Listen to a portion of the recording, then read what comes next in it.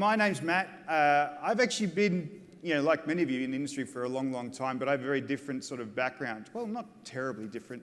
I haven't always sort of been in infrastructure. I started off my life as a software developer from Adelaide in South Australia. Yes, that means I'm meant to know everything about cricket. I really don't. I played cricket and I was terrible at it. I played rugby, I was terrible at it. I played Australian rules football, I was terrible at it. I actually wanted to be a marine biologist. That was my goal in life. And I went to university for a year and didn't enjoy the subjects I had to do. And my mother said to me, because mothers are always right, correct? Mothers always know. She said, "You did okay in computers. Why don't you do something in computers?" And I said, "I don't want to be a computer nerd." And lo and behold, how many years later, here I am talking about technology.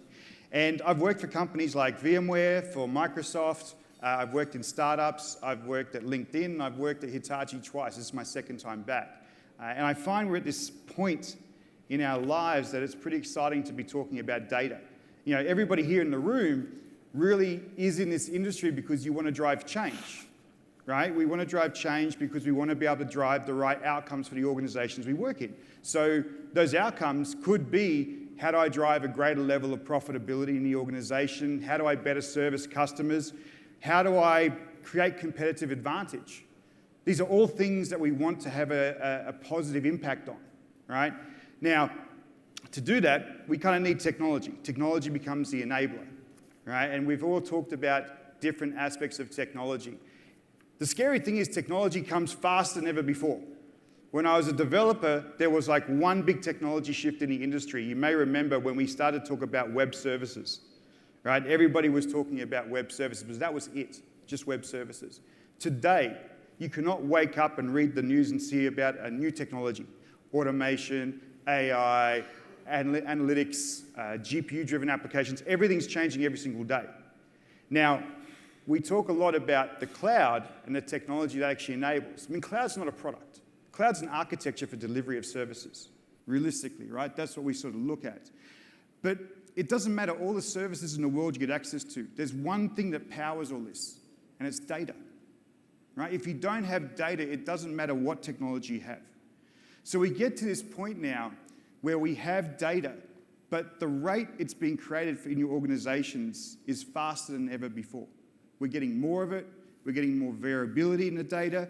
We're capturing data about how we capture data. I jokingly said to one gentleman the other day, in the past, if I were to go ahead and ask you what the temperature is, you'd say it's 36 degrees Celsius. But if I answered the same question the way we capture data today, I would say, before I tell you the answer, I'm going to inhale oxygen into my lungs, and I'm going to store the oxygen into my lungs, and I'm going to use my muscles to project the oxygen back through my lungs to go through my vocal cords to be able to tell you it's 36 degrees. Right? That's capturing machine data on the data. But that's what our environments do every single day now. So you've got this challenge where you have all this data, and where it's being collected, where it's being generated, it's all over the place. You start thinking about data generation at the edge. You start thinking about data generation at the core in your data center. Start thinking about data generation at the cloud. And we kind of want to utilize cloud technology to help us get there. But it's challenging, right? There's benefits, right? The ability to access technology quickly is incredible, right? The access to spin something up and try it out and see if it works is amazing. The sheer cost effectiveness of doing something quick and easy is really, really productive. It's cool to be in the cloud. I think one of the panelists said that the marketing of the hyperscalers has told everybody if you're not in the cloud, you're a technology laggard, which is a shame, because I don't think that's the point. You can be an innovator anywhere. You don't have to go ahead and do it in the cloud. It's an innovation around an idea. But the cloud also has challenges. The cloud has complexity. The cloud has challenges in choice even. If I asked you 3 years ago, what would you say is the number one cloud? This is the challenge, right? There's no one single right answer. It depends on your workloads and your capabilities. But what happens is it changes, right? AWS to Azure. If you put everything into AWS, and then all of a sudden you say, I need to use Azure, then what do you start to do? I have to start trying to move things around. I have to have that level of flexibility. It's tough. So when we think about being more data-driven, what you're looking for then is a platform that gives you that flexibility to be able to go to different clouds. The data shows us that this is the direction that many customers are going to. Okay, so if you ask customers today, and there was an interesting survey done by Nutanix, right? I like to read everyone's surveys and data. They had this really interesting survey. They asked people, if you thought about hybrid multi-cloud, how many people would use hybrid multi-cloud? In APJ, about 15% hybrid multi-cloud. In 3 years' time, they asked the same question, what would you actually be? 48% of people say they're going to have hybrid multi-cloud as the primary deployment model for their infrastructure. You know, some of the individual companies want to be their own hyperscaler, also offering their own services and infrastructure to other customers, right? So the cloud itself as a delivery is not so much a product, it's a way of doing business that people are trying to go ahead and actually achieve. So again, coming back to this, you don't want to be able to go ahead and choose one thing. I mean, one of the challenges of having multi-cloud is costs, not just running, but moving data, right? Everyone talks about ingress and egress costs. I find this very interesting. You know, ingress, put data in the cloud, costs how much? Free. Wonderful. Bring me your data. I will help you store it. I am your best friend. Give me nothing, it's for free, bro. Come. Okay, now I want to take the data out. How much does it cost? A lot. It's kind of weird, right? It's your data.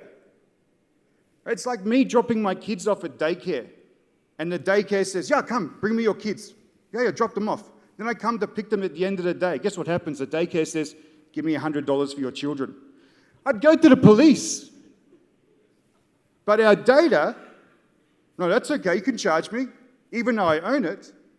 So again, comes back to what do we need? We need a data platform that starts to help us give that flexibility. I don't want to be held ransom to the cloud providers anymore. I want to be able to have that flexibility, right? I mean, the whole business models behind these things are very, very challenging, right? So we need to be able to provide some level of flexibility in how you actually collect that data, how you consume that data, how do you actually bring it to the different services. In fact, even the cloud hyperscalers are thinking how they might go ahead and deliver hybrid cloud today, right? In the past, we think about hybrid cloud being exclusively, here's some infrastructure I have on-prem, and then I'll use the cloud services. But it's changing. VMware has been striking in that space, right? They've been saying, you want to go hybrid cloud? Let's take your existing infrastructure on-prem and push towards the public cloud. That's hybrid cloud. Azure Arc and Google Anthos, what they're saying, take our cloud services, bring them onto your premise. That's hybrid cloud. Then we also have near cloud. Bring our data closer to the cloud with direct connectivity through networks so we can actually have that same experience as well. So you have choice now in hybrid cloud. You have choice in the infrastructure you can deliver to get the outcomes you want to do. I think there's one other thing which we don't necessarily consider, and Sheila talked about it before, like, you know, how much data do we really need, right? There is a lot of data that we're going ahead and collecting. You've heard quite often people talk about data as the new oil, right? It's very, very valuable. Data is the new oil. When you put oil or petrol into your car, do you keep it forever? What happens when you drive from A to B? What happens to the petrol? It gets consumed, right? You don't necessarily worry. You consume it, you get the outcome. Maybe we need to think the same way about data. You don't need to have data replicated in every single location. That's not the outcome you want. The outcome you want is the innovation. The outcome you want is the solution to the problem. So maybe the way we need to think about it is, can I replicate data to a location, process it with the service I need to go and utilize, and then delete it? Why do I need to hold on to it forever? The data is the oil I need to go and actually consume, especially when you start thinking about AI. When you start working with AI, you're training large language models. You train them on big data sets. Once you've trained it, there's no need to keep the data sitting there with the model. Maybe get rid of the data, and then incrementally you train it over time. Of course, when you do training for large language models, you need to do either incremental training or you might go ahead and do a complete retrain, but you're not doing that every single day. So why do you pay for it every single day? Use it, get rid of it. So I think some of the mindsets that we actually have are critical. So we think about hybrid cloud and we start thinking about how we approach this. you really need to start thinking with, what is the outcome I'm trying to actually get to? What is the innovation? What is the benefit I'm trying to derive from my customer? Majority of the times, whether it's ICICI, when we were speaking way back then at that time to Chanda, and there was this, if we don't move, you'll be left behind. So I don't call it a propaganda as such, but at that time, there was this hype and you were all riding that hype. And yes, there is some benefit to it. Some of the critical workloads, like in banking, your core banking systems on cloud, or core insurance systems on cloud, where you're deploying the solutions or consuming the solutions from cloud. There's still a lot of merit in that. Now, whether it's Mambu that does it out of AWS, or whether it's Silver Lake or Finacle that does it from a private cloud, and Finacle can be on private cloud. So critical applications on cloud had that degree of elasticity that we were all told it will bring us joy and savings. Right now, we are stuck on a legal battle with Temenos T24. They went to UBS when they merged with Credit Suisse. Now remember, this is no ordinary merger. This, we are looking at almost about 150 billion in cost, in IT and operations cost, between the two mergers. And now there's only one entity, UBS. Temenos had them locked in. By the time we standardized, the merger took place 1.5 years ago, but T24 is still not live because it was a SaaS model. They have migrated, they have paid close to about 53 million to AWS. It's still not live. So yes, again, what Matt mentioned, fear of missing out, the fact that you were sold, and to your point, you were sold that this is the only way, it is not the only way. And we in IDC have been advocating it. We ran a managed services contract for DBS, and Finacle was managing the entire infra, lock, stock, and barrel, including the core bank. That moved smoothly because it was a hybrid environment. The assets and the IP belonged to DBS. The infusion of intellectual property, including Hitachi Vantara storage on demand, was brought in by Infosys. That was live day one. It was a JV. So, I mean, again, the point is not what is right or what is wrong. What are you trying to achieve through cloud? And if it was pure, the storage is extremely heavy, and it is true. And to Matt's point, there are multiple data footprints of that storage, live site, recovery site, DR site, and so on and so forth. That is just going to break your back.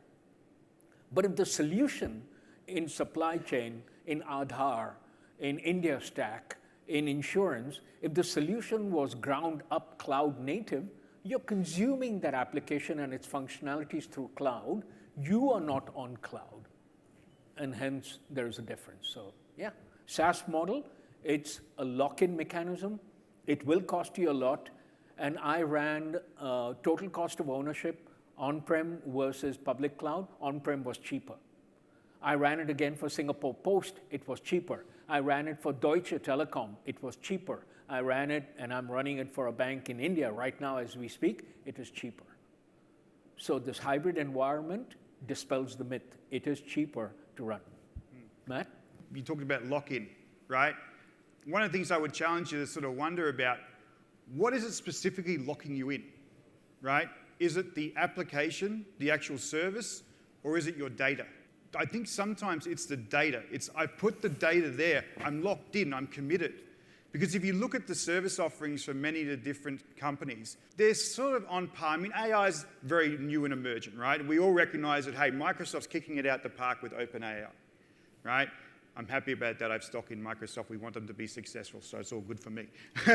But the reality comes down to, if you achieve flexibility with your data, you achieve freedom, you have choice to be able to move the data around. Yes, we say we're a data company, but realistically, from a technologist point of view, I sometimes believe it's our perception of the data and where it is what locks us into something. But if we can step back and say, you know what? I have the ability to jockey my data around to where I need it, Not necessarily copy it and move it from location to location, but make it accessible from the cloud, from on-prem, from edge. Bring that together. Then I have the flexibility of true hybrid cloud because I can choose the services I want to be able to consume to process that data to get to what? The outcome I want for my business. That's what I think is key. We need to change the mindsets and think about hybrid cloud not being a single thing, but it's just a distributed architecture that we can start to have better control on. So challenge ourselves. What are we locked into and how can we go ahead and change it? I really believe it's a data platform that will actually help us get that freedom from a hybrid cloud. Great. So thank you so much. I Yeah, appreciate thank it. you. Thank you. Thank you very much for joining us, Matt.